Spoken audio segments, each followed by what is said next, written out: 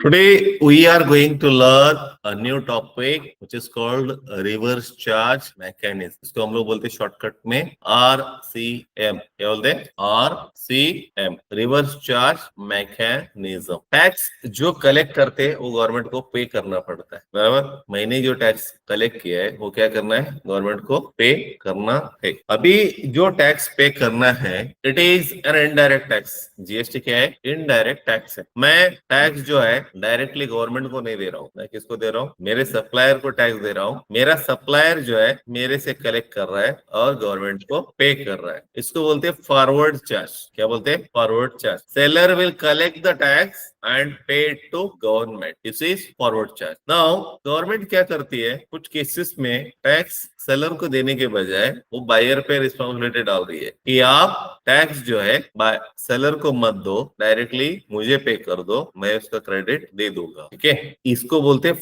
Reverse charge. मतलब buyer will not pay tax to seller, he pay tax to the government. Clear? अभी कैसे and what is the logic of having reverse charge? और reverse charge किस पे applicable है? Reverse charge जो है import of goods और services पे एप्लीकेबल है, ट्रांसपोर्ट एजेंसी जीटीए सर्विसेज पे एप्लीकेबल है, कुछ सिक्योरिटी सर्विसेज पे एप्लीकेबल है. ठीक है, अभी मान के चलिए आप कोई चीज इंपोर्ट कर रहे हो. क्या कर रहे हो? इंपोर्ट कर रहे हो. अभी टैक्स अगर सेलर को देना है, फॉरेन सप्लायर को आप टैक्स कैसे दोगे? वो तो जीएसटी में रजिस्टर्ड नहीं है, वो तो आपको सेल भी नहीं करेगा. उसको बोलेंगे कि टैक्स में देता हूँ तो भर, बोलेगा मुझे क्या लेना देना है, मेरा पैसा मुझे दे, बात खत्म. ठीक है, इस केस में अगर टैक्स से बचना चाहिए कि भले क्रेडिट तो मिल ही जाएगा, इसमें गवर्नमेंट का फायदा क्या है? गवर्नमेंट चाहती है कि कुछ सेक्टर से जो है इंफॉर्मेशन कलेक्ट करे. अगर मान के चलो ये जीएसटी रिवर्स चार्ज नहीं रहता इंपोर्ट पे, कितने लोगों ने कितना मटेरियल लाया,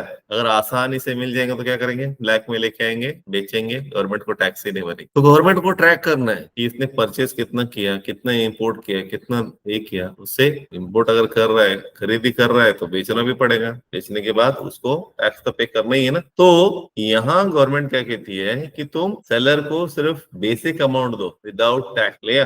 टैक्स जो है मैं पे करूंगा, क्रेडिट इसका जो है मुझे दे दो, मैं आपको क्रेडिट पास ऑन कर दूंगा. लेट्स से फॉर एग्जांपल आपने एक कंप्यूटर परचेस किया 30,000 रुपए का. ठीक है, 30,000 रुपए प्लस जीएसटी मिला के आपने क्या कर दिया? पेमेंट कर दिया, सप्लायर को कर दिया, टैक्स भी दिया और कंप्यूटर के प्राइस भी दी. मान के चलो 35,000 रुपए टैक्स प्लस जीएसटी मिला के 35,000, मटेरियल के प्राइस प्लस जीएसटी मिला के 35,000 रुपए. अब ये 35,000 में 30,000 रुपए जो है आपका कॉस्ट है. ठीक है, और 5,000 जो है टैक्स है. वो 30,000 रुपए आपका अपना रख लेगा और 5,000 रुपए गवर्नमेंट को पे कर देगा. अभी इस केस में वो 5,000 रुपए जब वो गवर्नमेंट को पे करेगा तो आपको क्रेडिट उसका मिल जाएगा, आपके नंबर पे वो डिपॉजिट करेगा. गवर्नमेंट के पास जो पैसा जाएगा उसके पास, तो आपके नंबर से जाएगा. जब वो कंप्यूटर को आप बेचेंगे, उसको 50 में बेचेंगे प्लस जीएसटी लगा के, अगर मान के चलो 10,000 हो गया, तो आप क्या करोगे? 10,000 में से 5,000 माइनस करके 5,000 गवर्नमेंट को भरोगे. बराबर? ये है फॉरवर्ड चार्ज.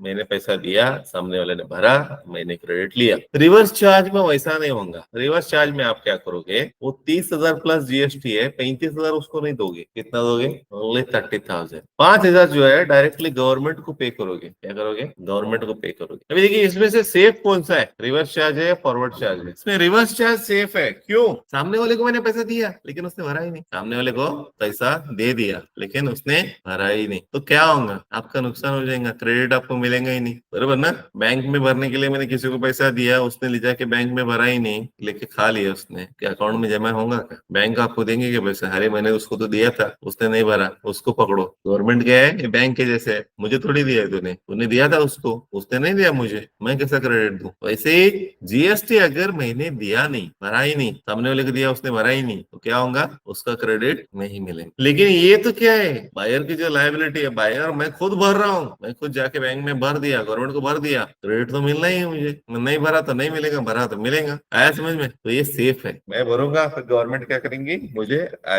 उसको यूज करने के लिए अलाउ कर देंगे, क्योंकि मैं मेरे अकाउंट में भरूंगा, फिर जब चाहिए मैं उसको यूज कर लूँ. समझ लो? Reverse charge, forward charge. जो सेलर हमसे कलेक्ट करके पे करेगा दैट इज फॉरवर्ड चार्ज, और रेगुलर मिलर, मिल में टैक्स वगैरह लग के आएगा, बाकी खत्म, बात खत्म। दैट इज क्या है, forward charge. Reverse charge means buyer को सिर्फ और सिर्फ क्या देना है, मटेरियल या सर्विस का प्राइस देना है, कॉस्ट देना है, अमाउंट देना है, टैक्स जो है गवर्नमेंट को भरना है। Online students, is that clear? Concept समझ गया? Shall we go on practice? Yes sir. Okay, अभी देखिए मुझे सर्विस की एंट्री करना है तो कंट्रोल एच करके काउंटिंग इनवाइस मोड, अभी रेगुलर परचेज ले लेते हैं, ठीक है। मान के चलो VRL लॉजिस्टिक्स, क्या है, VRL लॉजिस्टिक्स सनवी क्रेडिटर। अभी transport charges, transportation under direct expenses, ये देखिए जैसे मैंने लेजर क्रिएट कर रहा हूँ, सेट अल्टर जीएसटी डिटेल्स में जाके आपको क्या करना है, टैक्सेबल, यहाँ दिख रहा है option, is reverse charge applicable, दिख रहा है, इसको क्या करना है, यस करना है। क्लियर? रिवर्स चार्ज में ट्रांसपोर्टेशन पे 5% जीएसटी अप्लीकेबल है, ठीक है। देखिए जीएसटी अप्लीकेबल कर दिया, मान के चलो 1 लाख का बिल है, अब इसे जीएसटी एसजीएसटी दोनों नहीं आ रहा है, क्यों नहीं आ रहा है, क्यों नहीं आ रहा है? मैंने क्या किया था उधर, रिवर्स चार्ज अप्लीकेबल किए ना। मुझे जो बिल आ रहा है, सामने वाला जो है, सेलर जो है, ये VRL लॉजिस्टिक्स है, ये मेरे से टॅक्स नाही कलेक्ट कर सकता। बायरला काय द्यायचंय, फक्त आणि फक्त अमाऊंट द्यायची आहे, टॅक्स नाही द्यायचं, त्याला कॉस्ट द्यायचंय। मैं बायर हूं ना, सेलर कौन है, VRL लॉजिस्टिक्स सेलर है। अभी ये VRL लॉजिस्टिक्स को पेमेंट जो देना है, टैक्स नहीं देना है। 1 लाख रुपए प्लस जीएसटी का बिल हुआ है उसका, ये जीएसटी जो भरना है गवर्नमेंट को, कौन भरना है, बायर, मुझे भरना है। VRL क्या करेगा, सिर्फ एक बिल देगा 1 लाख रुपए, इसका टैक्स जो है तू ही भर भाई, मैं नहीं भरूंगा। VRL is a seller, I am buyer, तो I have to pay tax to government. क्या करना है, मुझे टैक्स नहीं देना है VRL को, गवर्नमेंट को पे करना है, ठीक है। अभी कितना पे करना है वो टैली में यहाँ बताएंगे। ये देखो टैली बोल रहा है कि 5,000 जीएसटी, 2.5 CGST, 2.5 SGST,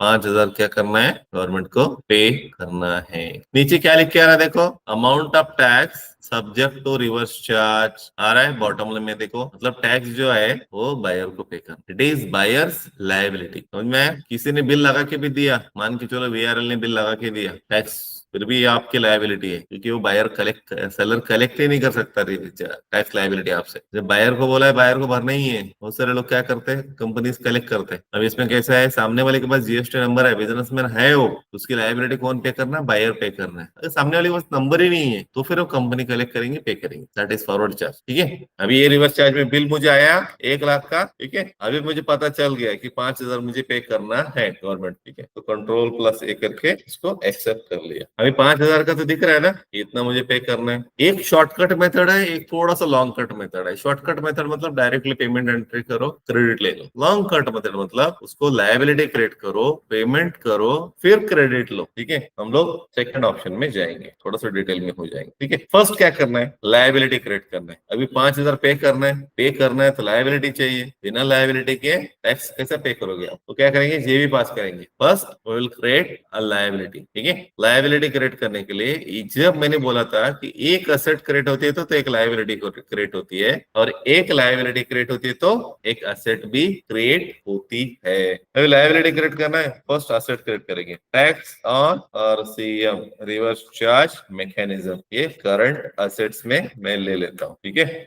जस्ट एक असेट क्रिएट कर रहा हूं मैं। असेट कौन सी है, 5,000 रुपए जो गवर्नमेंट को पे करना है वो, और एक लायबिलिटी मुझे पे करना है 2,500 रुपए CGST, 2,500 रुपए SGST। ये कहां से आया, जब मैंने Alt A फोन करके दिखाया था ना आपको, वहां से दिखा मुझे कि कितना पे करना है। टैली बता रहा है सिर्फ इतनी लायबिलिटी आएंगी आपको, ये कैलकुलेट नहीं कर रहा है, क्योंकि बिल आया है आपको 1 लाख का ही। अभी इसके ऊपर जो लायबिलिटी है वो कितना है, 2,500 रुपए CGST, 2,500 SGST। ये लायबिलिटी मैंने क्रिएट किया, क्लियर, ओके। तो अभी क्या करना है, पेमेंट के लिए F5। जब मैं F5 में गया, पेमेंट देखो, स्टैट एडजस्टमेंट, Alt J, क्या बोल रहा है, Alt J में जाने के बाद स्टैट एडजस्टमेंट फॉर GST। ये कौन से टैक्स पे करना है, पेमेंट अंडर रिवर्स चार्ज, बराबर, इसको सिलेक्ट करना है। मुझे पेमेंट करना ना, एक रेगुलर पेमेंट होता है, या रिवर्स चार्ज या advance, payment under reverse charge, okay. अभी आप बैंक से पे कर रहे हो तो बैंक अकाउंट ओपन करो, bank of India under bank account. क्या क्या पे करना है, CGST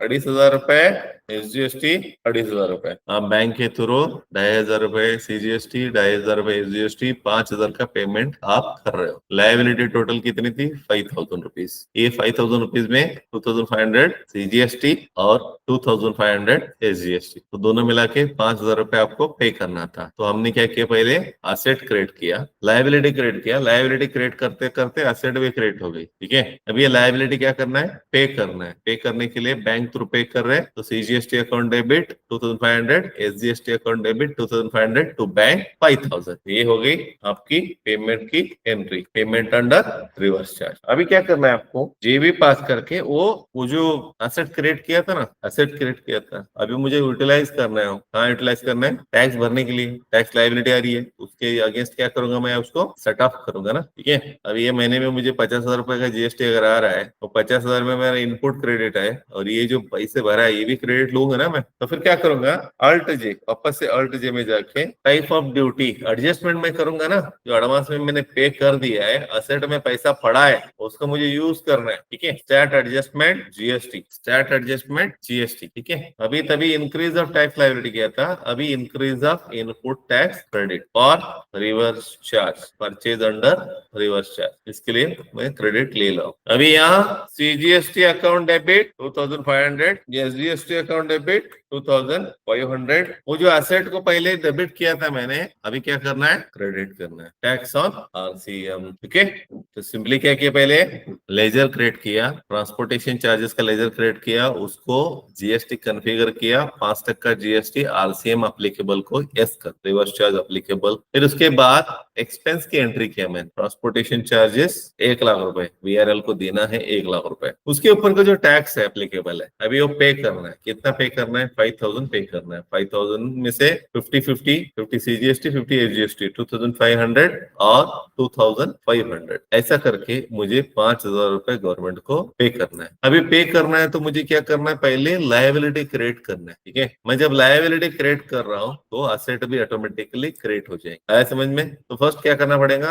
अल्ट जे करके आप स्टैट्यूटरी, इसमें स्टार्ट एडजस्टमेंट में जाके इंक्रीज लायबिलिटी कर सकते हो। जैसे इंक्रीज लायबिलिटी कर दिया तो वहां पहले क्या करना पड़ेगा? Debit tax on reverse charge, वो लेजर क्रिएट करना पड़ेगा, tax on reverse charge under current assets, उसको डेबिट करके क्रेडिट करना पड़ेगा CGST जितना पेबल है और SGST जितना पेबल है। ऐसे लायबिलिटी क्रिएट हो गई। अभी इसको कंट्रोल लेकर के एक्सेप्ट करो, जैसे आपने एक्सेप्ट किया लायबिलिटी क्रिएट हो गई। अभी पेमेंट करना है, पेमेंट करने के लिए F5 प्रेस करके पेमेंट वाउचर में जाके स्टार्ट पेमेंट, ठीक है, वहां आपको जाके अल्ट जे करके स्टार्ट पेमेंट आप कर सकते हो। स्टार्ट पेमेंट में आपको क्या करना है? सेलेक्ट करना है purchase under reverse charge, reverse charge की पेमेंट आप करने वाले हो। Purchase under reverse charge select करने के बाद आपको बैंक अकाउंट, जिस बैंक से आप पेमेंट कर रहे हो बैंक सेलेक्ट करना है। फिर बाद में to CGST account, to SGST account, 2,500 2,500 ऐसा करके 5,000 रुपए आपने क्या किया?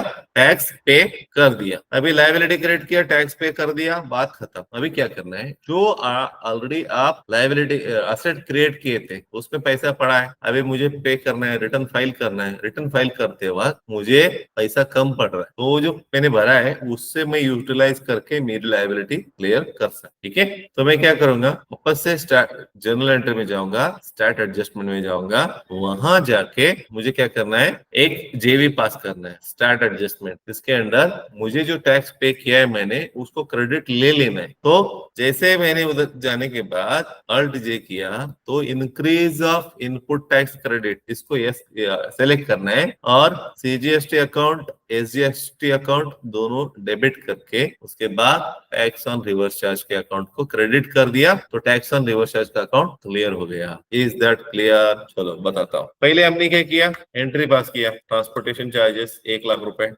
यहाँ आपको अल्ट ए अल्ट F1 करने के बाद दिख रहा है कि 2,500 CGST, 2,500 SGST ये पे करना है। ठीक है, उसके बाद उसके लिए मैंने क्या किया? एक लायबिलिटी क्रिएट किया, लायबिलिटी क्रिएट किया, asset account shows debit balance, liability account shows credit balance. ये देखो, एक मैंने लायबिलिटी क्रिएट किया। यहाँ अल्ट जे करके आप क्या कर सकते हो? GST, increase of tax liability और परचेज अंडर रिवर्स चार्ज, ऐसा करने के बाद आपने क्या किया, एक लायबिलिटी क्रिएट किया। इसके अंदर लायबिलिटी क्रिएट करते वक्त एक असेट ऑटोमेटिकली क्रिएट हो गई, जिसको मैंने नाम दिया tax on reverse charge. Reverse charge के अंदर कितना मैं टैक्स पे कर रहा हूँ, क्या हो गया, रिवर्स चार्ज के अंदर कितना टैक्स मुझे पे करना है उतने की एक लायबिलिटी भी क्रिएट हो गई और असेट भी क्रिएट हो गई। उसके बगैर टैली नहीं होंगे ना, सिर्फ लायबिलिटी क्रिएट करूंगा तो असेट भी क्रिएट होंगे ऑटोमेटिकली, डबल एंट्री सिस्टम। फिर इसको कंट्रोल लेकर के एक्सेप्ट किया। जैसे ही लायबिलिटी क्रिएट हो गई फिर मुझे पे करना है, देखो गवर्नमेंट, फिर मैंने क्या कर दिया, F5 में गया, F5 में जाने के बाद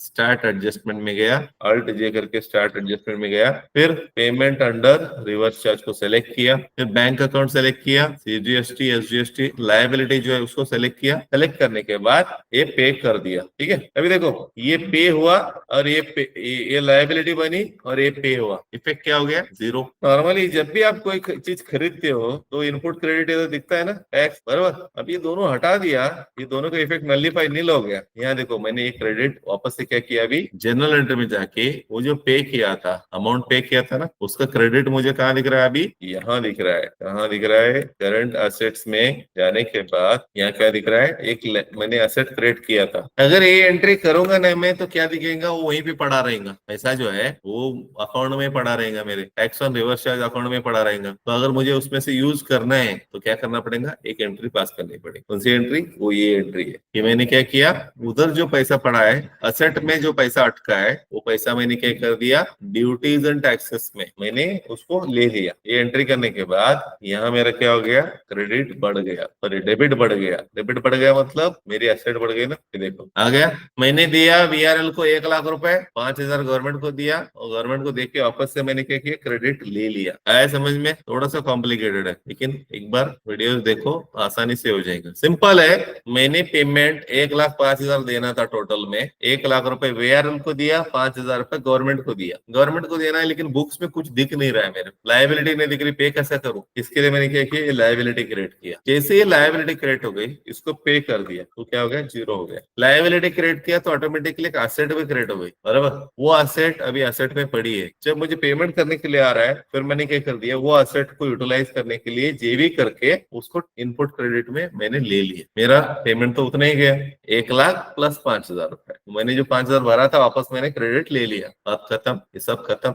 नॉर्मल केस में क्या होता है, मान के चलो ये इतने का बिल है, 1,20,000 प्लस GST, ये पूरा का पूरा पेमेंट आपने कर दिया, ये हो गया फॉरवर्ड चार्ज। ये आपसे लेगा, सामने वाला बंदा क्या करेगा, क्रेडिट जो भी एडजस्ट करके भर देगा आपको। ये 10,000 20,000 21,600 जो है ये आपको पोर्टल पे देखेगा, आप क्रेडिट ले लोगे, ये हो गया फॉरवर्ड चार्ज। रिवर्स चार्ज में आपको 1,20,000 का ही बिल आएगा और 21,600, ये 10,800 10,800 दोनों मिला के 21,600 आप क्या करोगे, गवर्नमेंट को पे करोगे। फिर गवर्नमेंट को पे करने के लिए फिर क्या करना पड़ेगा, लायबिलिटी क्रिएट करना पड़ेगा, फिर पे करना पड़ेगा, फिर क्रेडिट लेना पड़ेगा। बहुत बार क्या होता है, मान के चलो एक इंपोर्ट किया, बड़ा सा परचेज ऑर्डर था, इंपोर्ट कर दिया, 1 करोड़ का ऑर्डर, 1 करोड़ का इंपोर्ट किया। इंपोर्ट करने के बाद उसके ऊपर जो ड्यूटी भरा मैंने, GST भरा, मान के चलो 1 करोड़ पे 18%, 1 करोड़ पे 18% मतलब 18 लाख रुपए। ये मैंने क्या कर दिया, गवर्नमेंट को पे कर दिया। ये पे करने के बाद मुझे ये 18 लाख रुपए लगने वाले नहीं है, थोड़ा थोड़ा थोड़ा मैं सेल करूंगा उसको, तो 18 लाख रुपए जो है जब मैं गवर्नमेंट को पे कर दूंगा वो असेट बन जाएंगी अंडर करंट एसेट्स। 18 लाख रुपए मुझे जितना चाहिए उतना वहां से लूंगा, मैं यूज करूंगा, लूंगा यूज करूंगा। उसके लिए ये एंट्री ऐसे करेंगे तो उसका फायदा रहेगा। सिंगल एक ही एंट्री मारोगे पता नहीं चलेगा कि रिवर्स चार्ज का कितना मैंने पे किया था, कितना यूटिलाइज किया, उसका बैलेंस नहीं रहेगा। इसके लिए क्या करना है, हमें बैलेंस रखने के लिए ये 3 एंट्री पास करेंगे तो सिस्टमेटिक अकाउंटिंग हो जाएगा। छोटा अमाउंट है डायरेक्टली पे कर दो, क्रेडिट ले लो, वो भी चल जाएगा। क्लियर, कोई doubt online students any doubt? नहीं सर, एक बार प्रैक्टिस करके देखेंगे। हाँ चलो, नहीं प्रैक्टिस इज वेरी इंपॉर्टेंट। जब तक आप लोग प्रैक्टिस नहीं करोगे तब तक समझ में नहीं आएगी। ठीक है, प्रैक्टिस करो, ठीक है।